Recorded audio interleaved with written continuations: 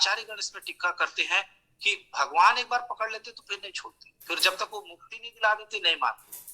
हम भगवान की, हम में से ऐसा कोई नहीं है जो भगवान के दर्शन ना कर सके या भगवान के प्रेम को प्राप्त कर, ऐसा हो ही नहीं सकता, ऐसा संभव ही नहीं। शास्त्रों में हजारों लाखों लोगों ने भगवान के दर्शन किया, इसका वृतांत मिलता है, और हम भी कर सकते हैं, हम नहीं चाहते। प्रभुपाद जी बोलते हैं कि आपका सबसे बड़ा दुश्मन कौन है? हमारा सबसे बड़ा दुश्मन हम स्वयं है। हम नहीं चाहते। यदि आज क्लास है और यदि मैं नहीं जुड़ना चाहता तो दूसरा कैसे दुश्मन हो सकता है? मैं स्वयं का अपना दुश्मन। तो यदि हम जुड़ना चाहते हैं, हम भगवान को करना चाहते हैं, भगवान की ओर मुड़ना चाहते हैं, तो दुनिया की कोई ताकत नहीं रोक सकती। हमारा शत्रु केवल हम है। दूसरे का जो कारण लेता है, जो बच्चों का कारण लेता है, जो पत्नी का कारण लेता है, जो पति का कारण लेता है, जो किसी का भी कारण लेता है, वो केवल और केवल मन को बहलाने वाली, केवल झूठ बोलने वाली बात। यदि दूसरे शब्दों में कहा जाए, थोड़े कठोर शब्दों में, तो ये यदि हम चाहते हैं तो जो काम हम करना चाह रहे हैं वो तो कर ले रहे हैं, फिर ये काम में कैसे कोई दूसरा हमको रोक लेता है? सब काम होता है, केवल कुछ ऐसे काम। और देखिएगा, आज अमल कृष्ण दास प्रभु जो बता रहे थे, और हम सब जानते हैं, जब कभी भी अच्छा काम करते तभी बड़ी कठिनाई होती है। गंदा काम करने में कोई कठिनाई नहीं है, कोई कठिनाई नहीं, बिल्कुल भी तकलीफ नहीं। अच्छे काम करने में बहुत कठिनाई होती है।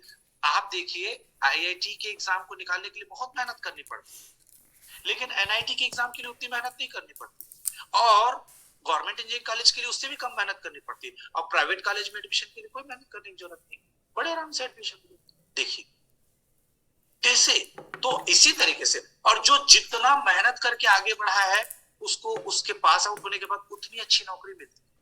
इसका मतलब इस जीवन में रहते हुए इस शरीर को जो जितना तपाएगा उसको आने वाले जीवन में अच्छा। अच्छा सच बताऊं, लोग गलत फहमी में रहता है, लोगों को लगता है कि इस जीवन में इस प्रकार का करने से हमको नुकसान है। बिल्कुल नुकसान नहीं, आप विश्वास मानिए, बिल्कुल नुकसान नहीं है, बिल्कुल नहीं।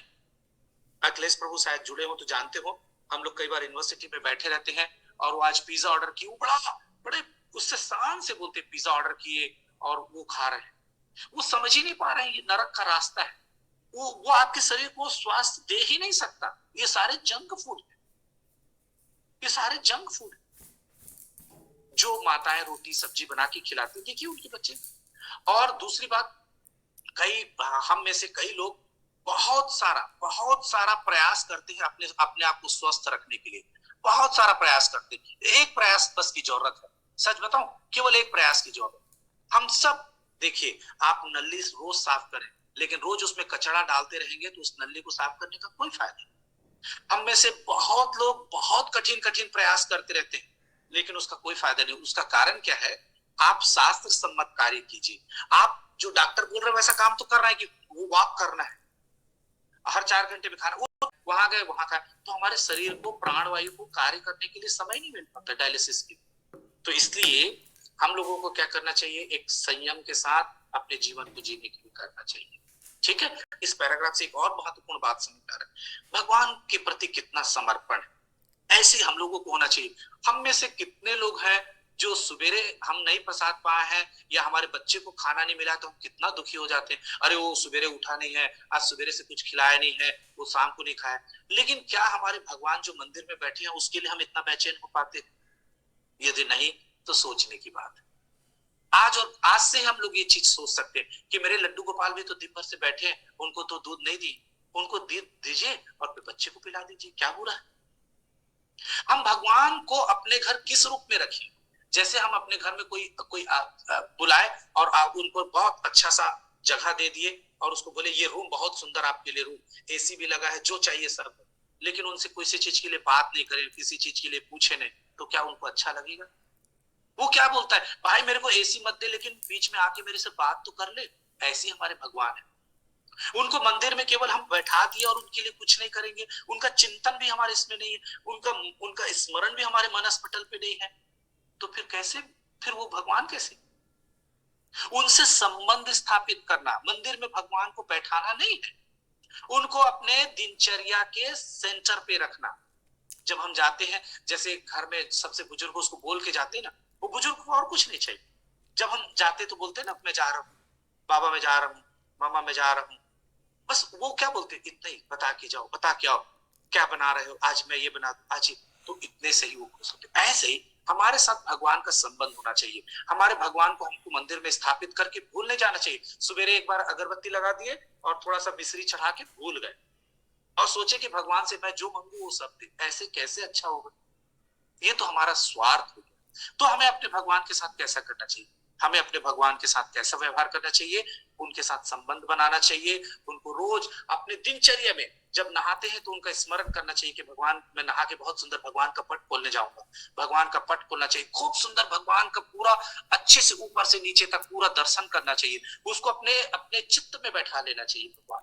उनके लिए रोज सुंदर फूल लाना चाहिए, फूल तोड़ के लाना चाहिए। भगवान को फूल हम कभी नहीं सोचते, लेकिन घर में एक आधा लीटर दूध ना हो, देखिए कितना बवाल हो जाता है। लेकिन कभी हम सोचते हैं कि हमारे घर भगवान के लिए फूल नहीं, तुलसी दल नहीं, हमारे भगवान के लिए फल नहीं आया, हम भगवान के लिए कुछ सोचते ही नहीं। तो हमारे दिनचर्या में हमको इन सारी चीजों को इसमें क्या करना चाहिए? भगवान को स्थापित करने की जरूरत। सब समझ रहे थे।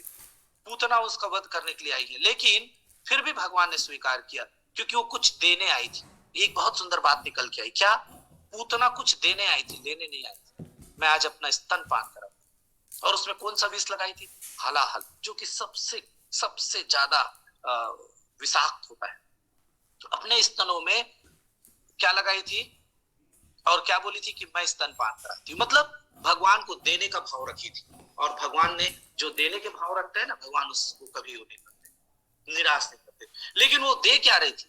सोचिए, एक पूतना विष लगा दूध भगवान को देने के लिए आई थी, तो भगवान स्वीकार किए। तो यदि हम सब रोज सुबह भगवान को अपने अपने भगवान जो अपने मंदिर में भगवान रखे हैं, उनको रोज सुबह बहुत सुंदर नहा धो के उनको एक गिलास जल तुलसी दल डाल के रखें, बहुत सुंदर। जो फल हम खाते हैं वो भगवान के सामने रखें, रोटी सब्जी खाते हैं वो लगाएं, सब्जी जिसमें लहसुन प्याज हो वैसा नहीं, रोटी सब्जी दाल दूध नहीं है, सपोज सब्जी आपके यहाँ भी लहसुन प्याज चलता हो तो वो ना लगाए, लेकिन रोटी दूध तो लगा सकते हैं, दही रोटी तो लगा सकते हैं, गुड़ रोटी तो लगा सकते हैं, चावल दही तो लगा सकते हैं, चावल दूध तो लगा सकते हैं, है ना, भात भात दूध ये लगा सकते हैं। तो यदि आपके यहाँ भी पूर्णतः आप नहीं है क्या बोलते हैं लहसुन प्याज से, लेकिन भगवान को रोज लगाइए।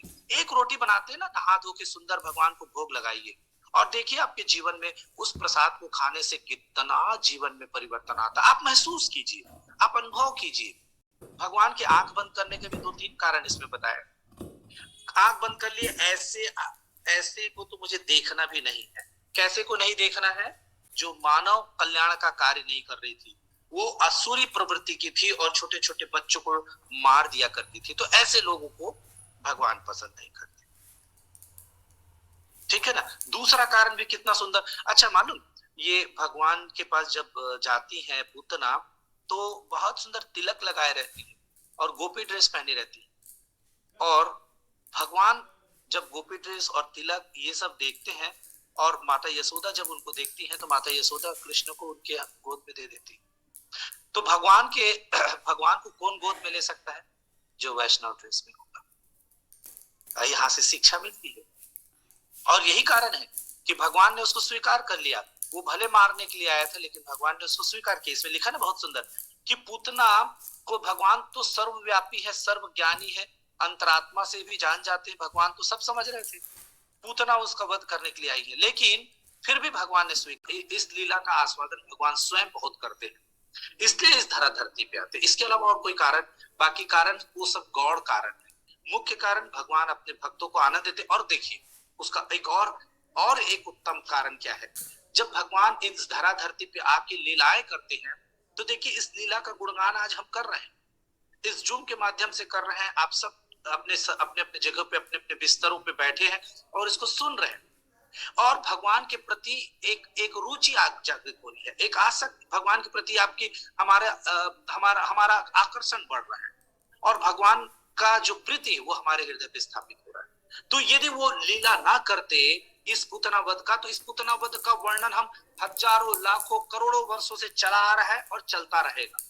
और जो भी इस कथा को करता है उसका शुद्धिकरण तो होता है। इस कथा का जो सुनता है उसको भगवान के प्रति प्रेम जागृत हो जाता है।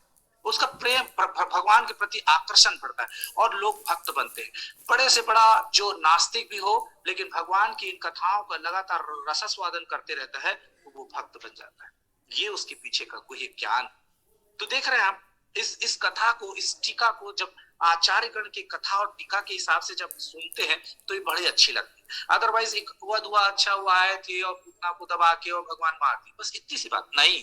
क्या कारण है उसके पीछे? ये लीला है और इस लीला का गुणगान हजारों लाखों करोड़ों लोग करते जा रहे हैं और जो लोग भी इसको सुनते जा रहे हैं वो भगवान के प्रति उनकी प्रेम